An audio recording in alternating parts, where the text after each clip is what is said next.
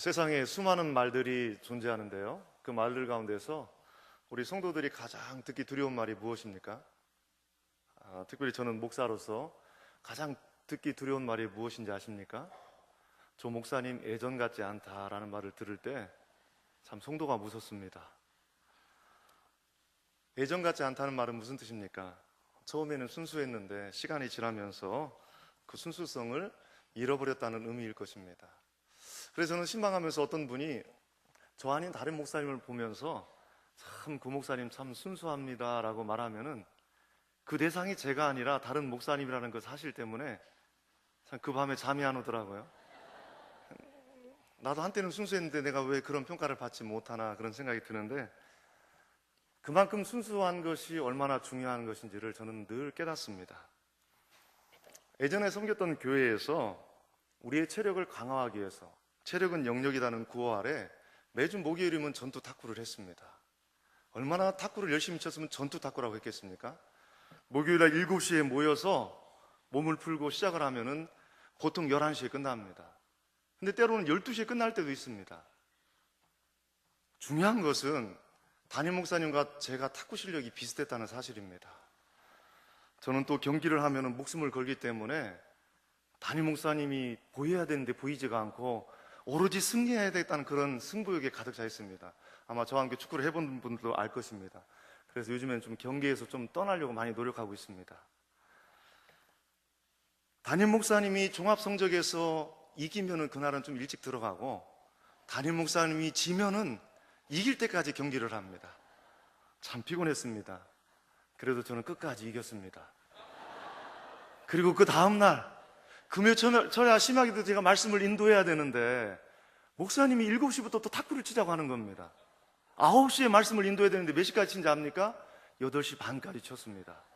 그리고 집에 얼른 가서 샤워를 하고 말씀을 전하는데 제가 말씀을 전하는지 뭐 하는지를 모르겠더라고요. 제가 그 탁구를 치면서 늘 생각했습니다. 저 목사님도 저처럼 부목사였을 때는 저와 똑같은 마음을 가졌을 텐데 참 어느새 세월이 흐르다 보니까 저렇게 됐구나라는 생각이 들었습니다. 그러면서 저도 마음속으로 다짐했습니다. 나는 담임 목사가 되면 절대로 저렇게 하지 말아야지. 그러나 그 훗날은 누구도 장담할 수 없죠. 늘 깨어서 기도하는 것만이 순수성을 지킬 수 있는 유일한 길이라고 생각합니다. 오늘 본문에 등장하는 다윗은 소년 시절에 그 누구의 눈에도 띄지 않았던 무명의 삶을 살았습니다. 여러분, 무명의 삶을 사는 것이 얼마나 힘든지 우리는 잘 알잖아요. 특별히 연예인들 가운데서 출세한 사람들은 거의 없잖아요. 그리고 많은 사람들이 무명으로 세월을 보내다가 인생을 마감하는 경우를 보게 됩니다. 다윗은 심지어 그의 부모와 형제들도 가족처럼 여기지 아니하고 외인처럼 여겼다라고 말씀하고 있는 것을 보게 됩니다. 여러분, 가족에게 왕따를 당했다면 주변에 있는 친구들이나 동료들이나 이웃들이 다윗을 과연 얼마나 따뜻하게 맞이했을까요? 저는 성경을 묵상하면서 다윗에게는 주변에 친구들이 없었다는 결론을 내렸습니다. 다윗은 당연히 혼자 보내는 시간이 참 많았습니다. 그것도 인격 있는 사람들과 보내는 시간보다 인격 없는 짐승들과 보내는 시간들이 더 많았습니다. 그런 목동으로서 양을 치면서 그의 많은 시간들을 보냈던 것을 보게 됩니다. 가족과 주변 사람들은 다윗을 주목하지 않았습니다. 그러나 하나님께서는 다윗을 주목하고 계셨다라고 말씀하고 있습니다. 우리 조금만 넘겨서 역대상 17장 7절 말씀을 찾아보겠습니다. 역대상 17장 7절 말씀입니다. 같이 한 목소리 읽겠습니다. 또한 내 종 다윗에게 이처럼 말하라. 만군의 여호와께서 이처럼 말씀하시기를 내가 너를 목장 곧 양떼를 따라다니던 데에서 데려다가 내 백성 이스라엘의 주권자로 삼고. 여러분, 이 말씀을 보십시오. 저는 이 말씀을 묵상할 때마다 하나님의 은혜가 느껴집니다. 하나님께서는 왕으로 성공한 다윗에게만 주목하지 않았다는 사실입니다. 그의 가족도 그의 친구들도 이웃들도 그 누구도 주목하지 않고 오직 양들과 함께 보냈던 목동으로 외롭게 쓸쓸하게 보냈던 다윗을 하나님께서는 여전히 주목하고 계셨다는 것입니다. 누구도 눈을 주지 않았던 다윗에게 하나님께서는 그의 일생 동안 끝까지 한 번도 그에게서 눈을 떼지 아니하고 그에게 눈길을 주었다라고 말씀하고 있는 것을 보게 됩니다. 다윗은 스스로 볼 때도 참으로 미약한 사람이었습니다. 그리고 다른 사람이 볼 때에도 너무나도 연약한 존재였습니다. 그는 양치는 목동에 불과했습니다. 그러나 다윗은 시편 23편 1절에서 우리가 잘 아는 것처럼 여호와는 나의 목자시니 내게 부족함이 없으리로다라고 고백하고 있습니다. 죄송합니다. 발음 잘 안 되는 게 있습니다. 없으리로다라고 말씀하고 있습니다. 여러분, 다윗은요, 자신이 목동이었기 때문에 열등감이 없었습니다. 다른 사람과 비교하는 비교의식도 없었습니다. 다윗은 자신의 인생의 주인이 예수 그리스도 하나님이었기 때문에 자기에게 부족함이 없다라고 고백하는 것을 보게 됩니다. 여호와가 자신의 목자가 되기 때문에 양을 치는 일이 결코 작은 일이 아니었습니다. 하나님께서 자신에게 양을 맡겨주셨기 때문에 그 맡겨진 양을 성실하게 치는 것이 바로 하나님의 일이었다라고 그는 고백하고 있습니다. 다윗의 인생의 목적은 왕이 되는 것이 아니었습니다. 다윗은 이스라엘의 왕이 될 줄로 꿈에도 생각지 않았습니다. 저는 이 말씀을 묵상하면서 정근모 과학자가 쓴 그 책의 제목이 늘 마음에 와닿습니다. 책 제목이 무엇입니까? 나는 위대한 과학자가 되기보다는 신실한 크리스찬이고 싶다라고 말하고 있습니다. 위대한 과학자, 이 세상에 존재하는 세상 사람들뿐만 아니라 예수 믿는 사람들도 세상에서 높은 지위와 신분에 이르기를 원합니다. 그러나 정근모 과학자는 신실한 그리스도인이었기 때문에 자신이 세상에서 어떤 위치와 신분을 얻는 것이 그의 인생의 목적이 아니라는 사실입니다. 그의 인생의 유일한 목적은 신실한 그리스도인으로 서 있는 것이 그의 유일한 관심이었다는 것을 알 수가 있습니다. 세상 사람들이 다 그를 주목하지 않았지만 하나님께서 다윗을 주목하고 있다는 것은 참으로 중요한 사실입니다. 저는 이 말씀을 우리 자신에게도 적용하기를 원합니다. 여러분 어떻습니까? 자기 자신을 보면서 참 나는 대단한 사람이고 나는 좋은 사람이고 나는 누가 보아도 위대한 사람이다라고 생각하는 사람이 세상에 얼마나 되겠습니까? 미국 백악관에 있었던 수많은 대통령들도 그렇게 말하지 않습니까? 백악관을 나온 이후에 백악관은 지옥이었다라고 고백하는 것을 보게 됩니다. 전 세계를 호령하였던 미국의 대통령이 그렇게 고백하였다면 이 땅에 존재하는 수많은 사람들도 자기 자신을 볼 때 그렇게 만족스럽지 못할 때가 많을 것입니다. 요즘처럼 생존 경쟁이 치열한 시대에는 어떻습니까? 미래에 대한 두려움이 너무나도 많습니다. 저도 목회자이지만은 미래에 대한 두려움이 참 찾아올 때가 많습니다. 이처럼 연약하고 부족한 우리이지만 하나님께서 다윗을 늘 지켜보고 계신 것처럼 나의 인생을 크고 작은 모든 일들을 지켜보고 있다는 그 사실 때문에 늘 성실하게 살아가게 되는 것을 보게 됩니다. 여호와가 우리의 목자라는 그 사실을 늘 기억하면서 살아갈 때 우리의 삶은 주님께서 기뻐하시는 삶으로 변화될 줄로 믿습니다. 너무 큰 곳에 우리의 마음을 두지 말고 우리 인생 가운데 지극히 작은 일에 성실하게 충성된 우리 모두가 되기를 간절히 소원합니다. 여기 있는 사람들 가운데서 이 예화를 알고 있는 분들이 참 많을 것입니다. 영국에도 크리스찬이 있었습니다. 한 크리스찬은 국회의원이었고 한 크리스찬은 청소부 아저씨였습니다. 영국의 국회의원 신분이면 얼마나 높은 신분입니까? 그런데 국회에서 너무나도 일이 안 풀려서 불평과 불만을 안고 나서 집으로 돌아갑니다. 집으로 돌아가는데 한 청소부가 어느 한 지역을 쓸고 있습니다. 그런데 그 입술에서 찬양을 부르면서 청소를 하고 있는 모습을 봅니다. 그래서 그 국회의원이 너무나도 신기하여서 그 청소부에게 다가갑니다. 아니 당신은 그렇게 낮은 신분으로 있으면서 청소를 하면서도 뭘 그렇게 기쁘게 청소를 하느냐고 말합니다. 뭐가 그렇게 기뻐서 찬양을 하느냐고 말합니다. 그러자 그 청소부가 이렇게 고백하지 않습니까? 나는 지금 하나님께서 창조하신 창조의 한 부분을 깨끗하게 하고 있다라고 고백합니다. 그 말을 듣고 국회의원이 하나님 앞에 회개하였다는 그 유명한 예화를 저는 늘 기억하고 있습니다. 하나님께서는 우리가 이 땅을 살아가면서 세상에서 높은 지위와 신분을 가지고 살아가는 것보다 더 중요한 것은 우리가 주님 앞에서 어떻게 서 있는가가 더 중요하다는 것을 우리는 기억해야만 합니다. 하나님의 은혜로 다윗은 변방의 작은 목동에서 이스라엘 중심에 서는 왕이 되었습니다. 그가 한 나라의 왕이 되었을 때 얼마나 감격스러웠겠습니까? 저는 다윗의 일생을 늘 묵상할 때가 많습니다. 여러분, 다윗은 10대에 하나님의 왕으로 기름 부음을 받습니다. 그러나 10대에 하나님의 왕으로 기름 부음을 받았지만 그는 어떻습니까? 왕으로 기름 부음을 받았다면 바로 왕이 되어야 되는데 그렇지가 못합니다. 성경을 연구해 보면 10년 이상을 도망자의 삶을 살아가는 것을 보게 됩니다. 내일을 기약할 수 없고, 아니 오늘 하루도 기약할 수 없는 아주 불안한 생애를 살아가고 있는 다윗을 보게 됩니다. 그리고 사울이 죽자마자 그는 이스라엘의 왕이 되는 것이 당연합니다. 그러나 왕이 되었습니까? 그렇지가 못한 것을 보게 됩니다. 북쪽 이스라엘에서는 또다시 어떻습니까? 사울 왕의 후손들을 내세워서 왕을 지속시켜 나가는 것을 보게 됩니다.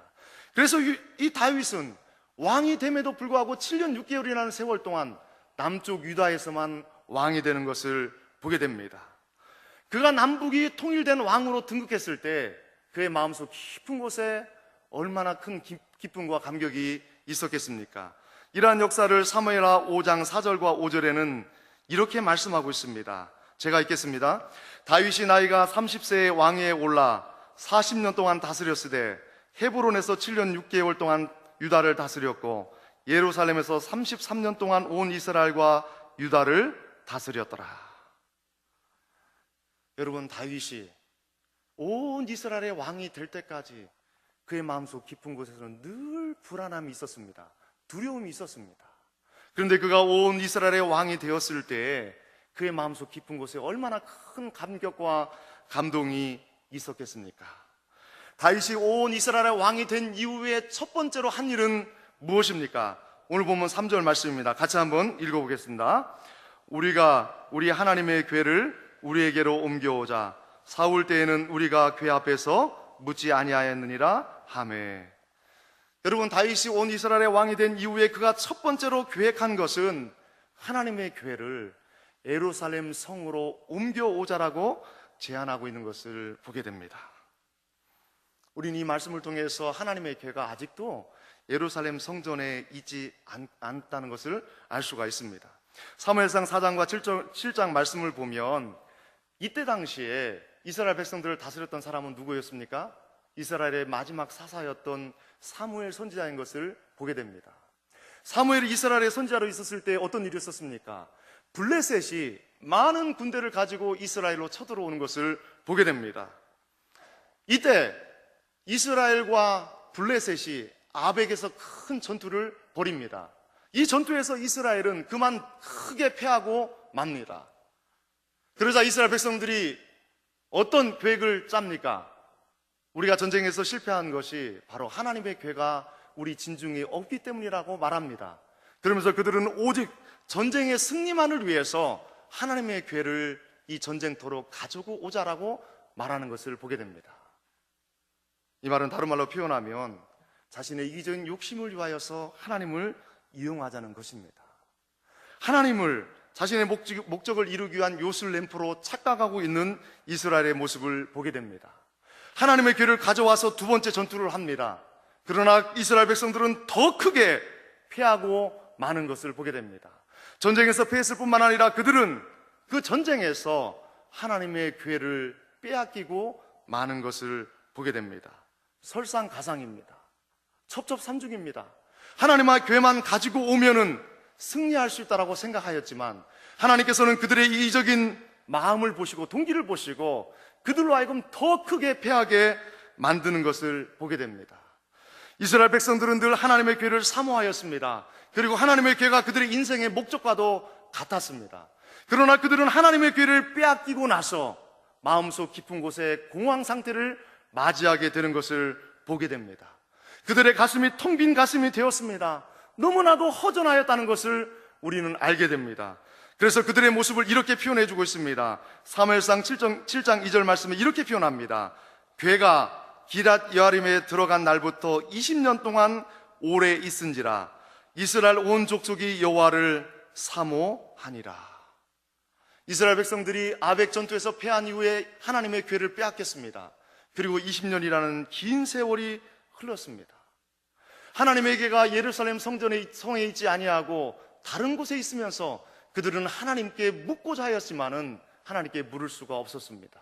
하나님께 신령과 진정으로 예배를 드리고 싶었지만 하나님께 신령과 진정으로 예배를 드릴 수가 없었습니다. 시간이 지나면 지날수록 이스라엘 백성들의 마음속 깊은 곳에서는 하나님을 향한 갈망과 사모함이 가득하였다라고 말씀하고 있습니다. 세월이 지난 이후에 사울이 왕이 되었습니다. 그리고 40년이라는 긴 세월이 지났습니다. 그러나 사울 왕 역시 하나님의 괴를 예루살렘으로 모셔오는데 관심이 없었습니다. 세월은 어느새 70년이라는 긴 세월이 흘렀습니다.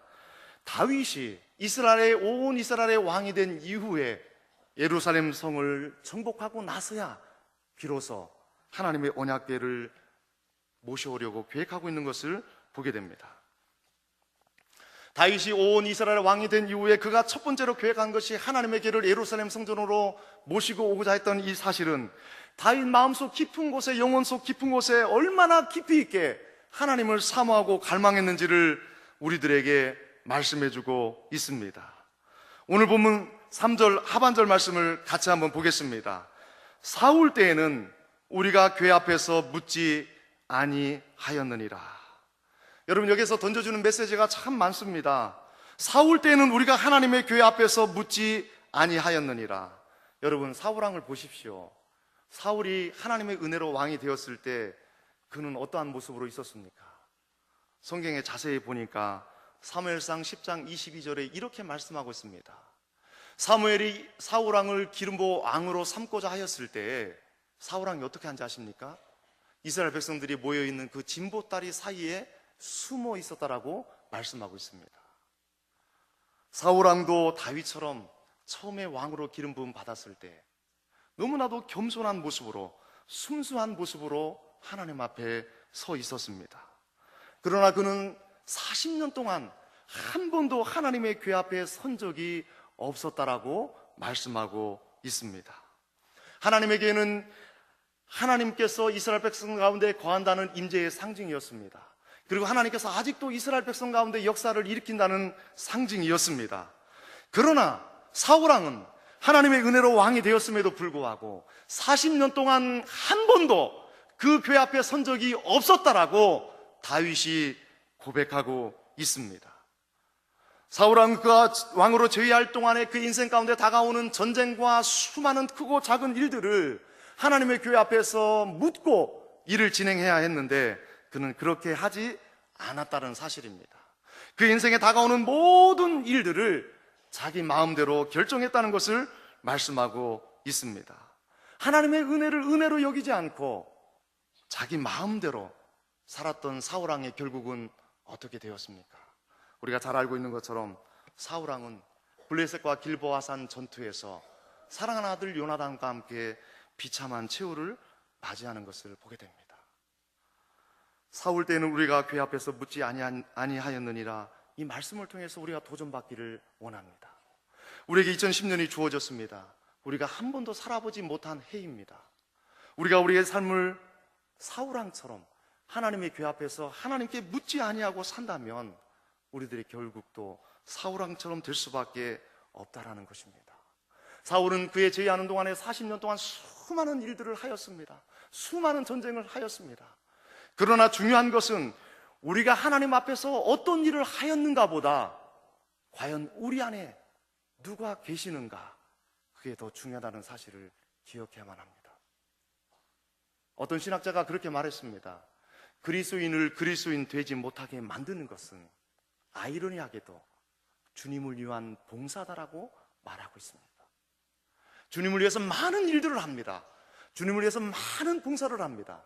그러나 그 봉사 때문에 기도의 자리를 잃어버렸을 때 결국은 우리 안에 하나님이 계셔야 하는데 우리 안에 하나님이 계시지 못하기 때문에 하나님의 뜻대로 살지 못한다는 것을 말씀하고 있습니다. 사랑하는 성도 여러분, 우리가 우리 인생길을 걸어가다가 잠시 멈춰서기를 바랍니다. 그리고 내 안에 계시는 분이 누구인가 자문해 보기를 원합니다. 내 안에 계시는 분이 하나님이라면 그 길을 계속해서 걸어가십시오. 그러나 내 안에 계시는 분이 하나님이 아니라면 잠시 멈춰서서 기도의 골방에 들어가서 내 인생의 주인이 하나님이라고 고백하는 우리 모두가 되기를 간절히 소원합니다. 그렇다면 왜 다윗은 하나님의 궤를 예루살렘으로 옮겨오고자 했을까요? 여러분, 다윗은 알았습니다. 하나님께서 이스라엘의 왕이 되지 않는다면, 하나님께서 이스라엘을 통치하지 않는다면 이스라엘은 순식간에 무너질 수 있다는 사실을 알았습니다. 겉으로 보기에는 자신이 이스라엘의 왕입니다. 그러나 하나님께서 이스라엘을 통치하지 않는다면 이스라엘은 아무것도 아니라는 것을 다윗은 알고 있었습니다. 이스라엘의 진정한 통치자는 자신이 아니라 바로 하나님이라는 사실을 다윗은 하나님의 궤를 옮겨오는 과정을 통해서 고백하고 있는 것입니다. 우리가 즐겨 부르는 찬송가의 가사처럼 주 떠나가시면 내 인생 헛되네. 다윗은 그 진리를 알고 있었습니다. 여러분, 그렇지 않습니까? 시편 127편에서 고백하는 것처럼 여호와께서 집을 세우지 아니하시면, 여호와께서 성을 지키지 아니하시면 우리의 모든 것들이 아무것도 아니라는 사실입니다. 다윗이 사울 때에는 하나님의 궤 앞에서 묻지 아니하였느냐 고백하는 것은 매우 중요한 메시지를 담고 있습니다. 사울은 왕으로 있었을 때 하나님을 멸시하였지만 다윗은 그의 인생 가운데 하나님을 존중하겠다는 각오와 결단입니다. 철저하게 하나님 중심으로 살겠다는 결연한 의지입니다. 다윗은 그 일생 동안의 찬송가의 가사처럼 주님 말씀하시면 나아가고 주님 뜻이 아니면 멈춰 서겠다라고 고백하고 있습니다. 오늘 본 말씀 이후에 있는 역대상 14장 말씀에 보면 다윗이 블레셋과 두 번의 전투를 하게 됩니다. 첫 번째 전투를 하기 전에 다윗이 이렇게 고백합니다. 다윗이 하나님께 물어 이르되 라고 하나님께 기도하고 있습니다. 또다시 전투를 합니다. 역대상 14장 14절 말씀에 보면 다윗이 또 하나님께 묻자온대 라고 고백하고 있습니다. 다윗은 전쟁뿐만 아니라 그 인생 가운데 다가오는 크고 작은 모든 일들이 있을 때마다 먼저 하나님 궤 앞으로 달려갔다는 사실입니다. 다윗은 그 일생 동안에 항상 하나님 앞에 서 있는 사람이었다는 것입니다. 사랑하는 성도 여러분, 우리가 인생을 살아가면서 어떻습니까? 사람들 눈치를 볼 때가 참 많습니다. 다른 사람들이 보면 열심히 하는 척하고 다른 사람들이 보지 않으면 아무렇게나 살아가는 사람들이 너무나도 많습니다. 그래서 미국의 율로우 크릭 교회 빌 하이베스 목사님은 책 제목이 무엇입니까? 아무도 보는 이 없을 때 당신은 누구입니까? 아무도 보는 이 없을 때 당신은 누구입니까? 진정한 그리스도인들은 아무도 보는 이 없는 그때에도 자기 자신이 하나님 앞에 서 있다는 생각을 가지고 살아가야 된다는 것을 말씀하고 있습니다. 다윗은 하나님의 은혜로 하나님의 자녀가 되었을 뿐만 아니라 하나님의 은혜로 왕이 되었고, 그리고 하나님의 은혜로 이스라엘을 통치하고 있다는 그 사실이 너무나도 감격스러워서 늘 자기 자신이 하나님 앞에 서 있다는 사실을 잊지 아니하였고 하나님 궤 앞으로 달려갔다는 것을 우리는 기억해야만 합니다. 우리는 오늘 본문 6절 말씀을 통해서 하나님의 궤가 얼마나 중요한지 깨닫게 됩니다. 다 함께 오늘 6절 말씀을 읽어보겠습니다. 다윗이 온 이스라엘을 거느리고 바알라 곧 유다에 속한 기럇 여아림에 올라가서 여호와 하나님의 궤를 메우려 하니 이는 여호와께서 두 그룹 사이에 계심으로 그러한 이름으로 일컬음을 받았더라. 왜 하나님의 궤라고 호칭을 하고 있습니까? 두 그룹 사이에 하나님께서 계시기 때문이라고 말씀하고 있습니다. 쉬운 표현으로 말하면은 하나님께서는 천군 천사의 찬양과 찬송 속에 거하시는 분이라는 것을 말씀해 주고 있습니다. 그래서 구약에서는 하나님께서 자신을 표현할 때 전능하신 하나님으로 표현할 때 만군의 여호와라고 말씀하고 있습니다. 만군의 여호와라는 뜻은 무슨 뜻입니까? 인생이 살아가면서 하나님의 자녀들이 살아가면서 닥치는 크고 작은 모든 문제들을 하나님 앞에 구할 때 하나님께서 그 모든 문제를 다 해결해 주실 수 있는 분이라는 사실을 말씀해 주고 있습니다.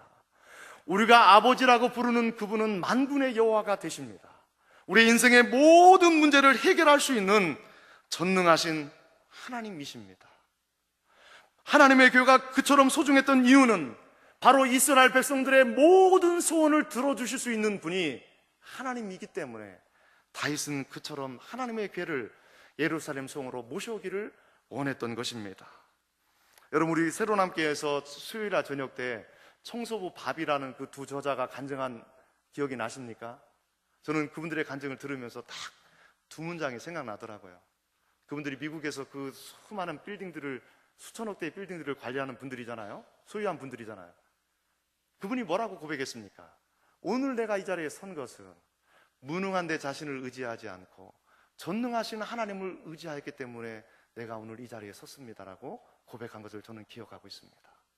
사랑하는 성도 여러분, 만군의 여호와가 되시는 하나님을 의지하는 우리 모두가 되기를 간절히 소원합니다.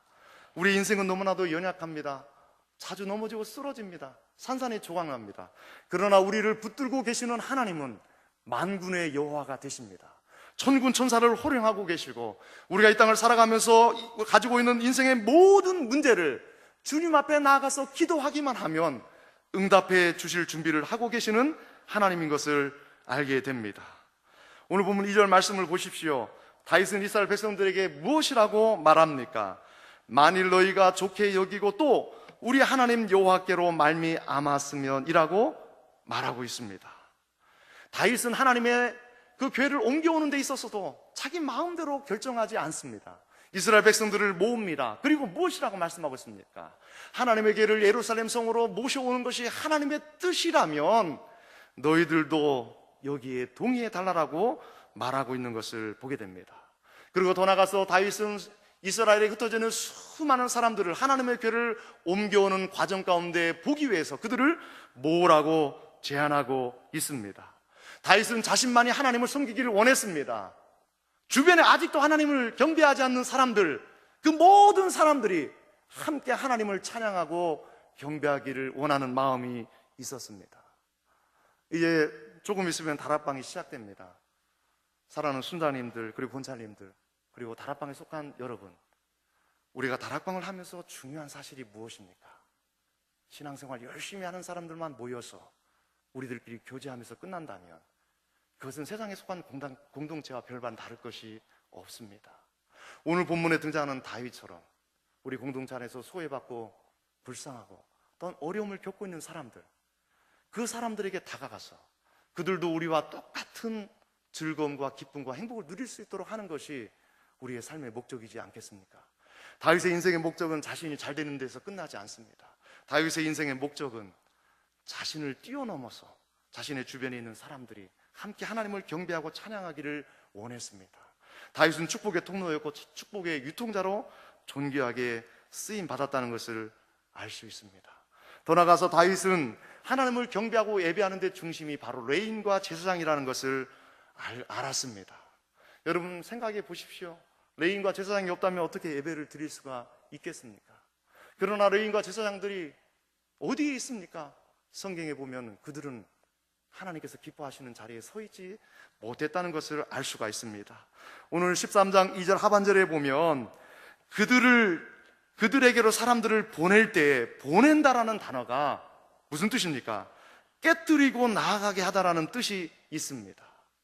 깨뜨리고 나아가게 하다라는 뜻입니다. 무슨 뜻입니까?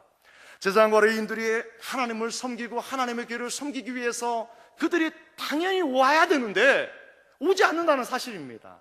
여러분, 왜 이런 일이 벌어졌습니까? 사울 왕이 하나님을 섬기지 아니하였고 이스라엘 백성들이 하나님을 섬기지 아니하였을 때 하나님을 섬겼던 제사장과 레위인들은 어떤 일이 벌어졌습니까? 여러분, 우리가 사사기를 통해서 잘 알고 있지 않습니까? 제사장과 레위인들이 먹을 것이 없으니까 이스라엘 백성들이 하나님을 떠나버리고 하나님을 예배하지 않고 하나님을 존중하지 않고 제사를 드리지 않으니까, 헌금을 드리지 않으니까 그들도 똑같이 사람들과 똑같이 들로 밭으로 나가서 농사꾼이 되어서 하나님을 섬기는 것을 완전히 잃어버렸다라고 말씀하고 있습니다. 하나님을 섬기는 제사장과 레위인들이 세상 사람들과 별반 다를 것이 없는 사람으로 전락해버리고 말았습니다. 그들도 세상 사람들과 똑같이 돈을 벌기 위해서 그들의 생업에 종사하고 있는 모습을 발견하게 됩니다.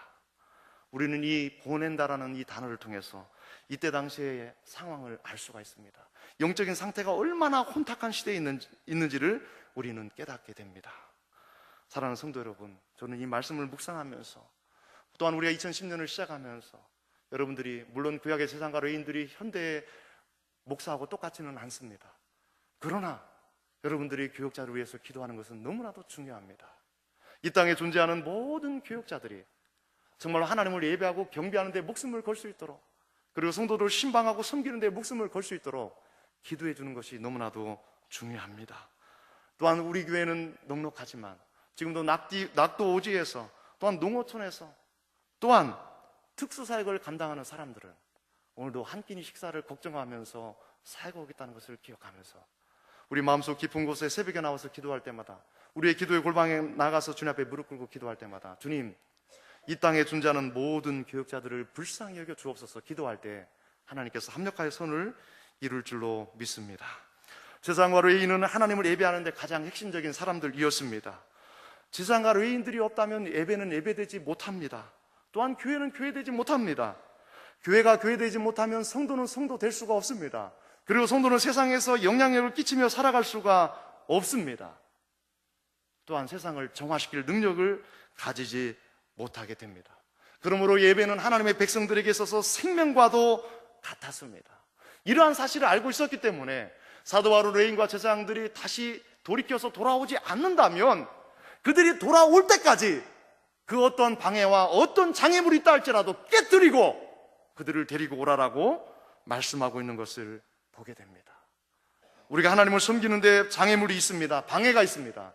그러나 그런 모든 것들에 굴복할 것이 아니라 다윗의 고백처럼 그 어떤 방해와 장애물이 있다 할지라도 하나님께서 주시는 능력으로 깨뜨리고 나아갈 수 있는, 그래서 예배의 성공자가 되는 우리 모두가 되기를 간절히 소원합니다. 오늘 본 말씀에 보면 다윗은 하나님의 법궤를 옮겨오는데 중대한 실수를 범하고 맙니다. 다윗도 이방인들처럼 이방인 우상을 옮길 때 수레에다 실어서 옮겼습니다. 다윗은 너무 흥분했는지 하나님께 좀 더 기도했으면 이런 일이 없었을 텐데 그냥 수레에다 실어서 옮기는 것을 보게 됩니다. 이 일을 통해서 큰 재앙을 맞이하게 되는데요, 우리 마음속에 아무리 선한 동기가 있다 할지라도 하나님 앞에 기도해야 될 사실은 하나님 과정까지도 하나님께서 기뻐하시는 뜻대로 이루어달라고 기도하는 것이 필요합니다. 그러나 저는 오늘 본문을 통해서 도전받기를 원하는 것은 바로 오늘 본문 8절 말씀입니다. 다 함께 8절 말씀 읽겠습니다. 다윗과 이스라엘 온 무리는 하나님 앞에서 힘을 다하여 뛰놀며 노래하며 수금과 비파와 소고와 재금과 나팔로 연주하니라. 여러분, 하나님 앞에서 겸손한 다윗 왕의 모습을 발견합니다. 여러분, 이때 당시에 온 이스라엘이 모였다는 것은 전체 이스라엘이 모였다는 의미가 아닙니다. 각 지파의 우두머리들이 모였다는 의미입니다. 그래서 사무엘 하에 보면은 대략 3만 명 정도가 모였다라고 말합니다. 한 나라의 왕입니다. 그리고 3만 명의 눈이 다윗을 보고 있습니다. 그런데 하나님의 교회를 옮겨가는 과정에서 다윗이 너무너무 기뻤습니다. 너무너무 감동이 되었습니다. 흥분되었습니다. 그래서 그 기쁨을 이기지 못하고 자신이 왕인 것을 잊고 그 3만 명이 보는 그 눈앞에서 다윗 왕이 뛰놀았다라고 말씀하고 있습니다. 저는 오늘 본문 8절 말씀을 통해서 우리가 주님 앞에 서는 그날까지 다윗 왕의 이러한 모습을 늘 소유하기를 원합니다. 다윗은 목둥으로서 아무도 보이지 않는 그 가운데서도 하나님을 신실하게 섬겼을 뿐만 아니라 그가 도망자의 삶을 살 때에도, 그리고 한 나라의 왕이 되었을 때에도 그는 오늘 본문 8절 말씀의 표현을 통해서 다윗은 변질되지 않았구나라는 메시지를 우리들에게 던져주고 있는 것입니다. 하나님 앞에서 신분도 위치도 필요 없습니다. 하나님 앞에서 우리의 자존심도 필요 없습니다. 하나님 앞에 필요한 것은 주님께서 말씀하신 것처럼 어린아이와 같은 순수함이 필요합니다. 우리 모두가 다 주님 앞에 서는 그날까지 다윗 왕처럼 순수한 가운데 초질관 주님만을 섬기는 우리 모두가 되기를 간절히 소원합니다. 다윗은 일평생 동안 그의 소원이 한 가지가 있었습니다. 그것은 바로 하나님을 경배하고 예배하는 것이었습니다. 시편 27편 4절은 다윗의 인생을 한 문장으로 이렇게 표현합니다. 내가 여호와께 바라는 한 가지 일, 그것을 구하리니 곧 내가 내 평생에 여호와의 집에 살면서 여호와의 아름다움을 바라보며 그의 성전에서 사모하는 그것이라. 여러분, 다윗은 그 일생 동안 목동이었을 때도, 도망자였을 때도, 그리고 한 나라의 왕이 되었을 때도 오직 한 가지 소원, 하나님의 성전에서 하나님을 앙모하며 하나님을 예배하는 것이라고 말씀하고 있습니다. 말씀을 맺겠습니다. 저는 오늘 본 말씀을 묵상하면서 저의 지난 과거를 묵상해 보았습니다. 내 인생 가운데 가장 순수했던 때가 언제인가 생각해 보니까 신학대학원 시험을 앞두고 제가 3주 동안 원래는 그 신학대학원 합격한 사람만 들어가는 양지에 신학대학원에 들어갔습니다.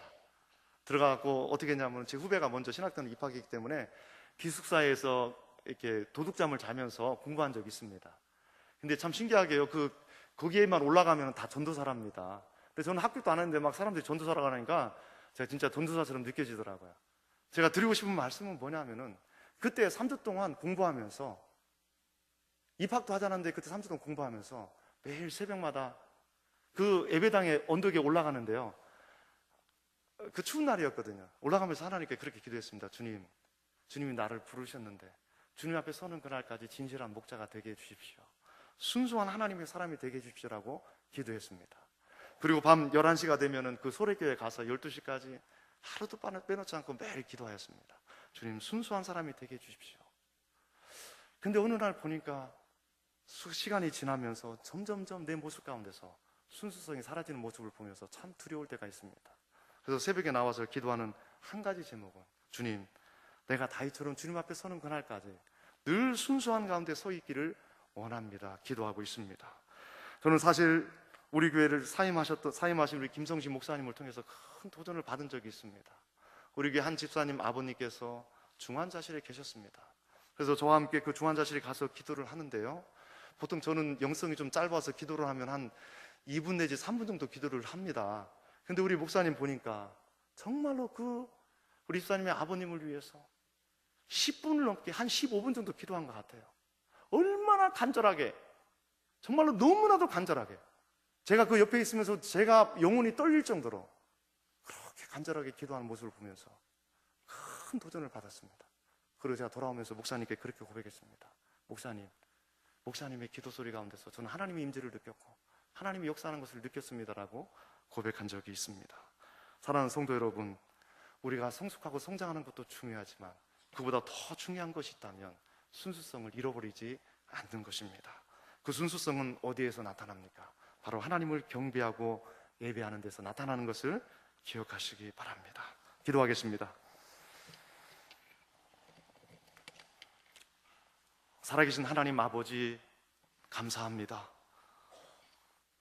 처음 시작할 때는 너무나도 순수하였는데 시간이 지나면서 변질되어가는 우리의 모습을 발견하게 됩니다. 하나님 아버지, 우리의 길을 가다가 때로는 멈춰서서 우리 안에 계신 분이 누구인가 점검해 볼 수 있도록 은혜를 베풀어 주시기를 간절히 소원합니다. 우리가 세상을 다 얻었다 할지라도 우리 안에 계신 분이 하나님이 아니라면 우리는 실패한 사람들입니다. 하나님 다윗처럼 주님 앞에 서는 그날까지 오로지 주님만을 향하여서 경배하고 예배하는 것이 우리 인생의 유일한 목적이 되게 도와주옵소서. 순수하게 도와주옵소서. 하나님만 갈망하고 앙모하는 우리 모두가 되게 도와주옵소서. 예수 그리스도 이름으로 기도하옵나이다. 아멘.